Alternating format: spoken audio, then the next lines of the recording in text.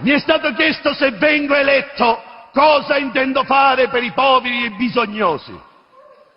Cazzo, io non ci avevo pensato a sta cosa. Non ci avevo pensato, va. Capita.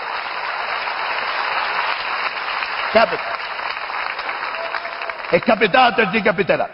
Ebbene, cari amici elettori e ammucchiabilmente amiche elettrici, il nostro pensiero non può non andare là dove c'è sofferenza, disperazione, dolore. Mentre noi ci beviamo un bel bicchiere di vino fresco fresco, c'è gente che muore di sete, cazzo io, che dispiacere.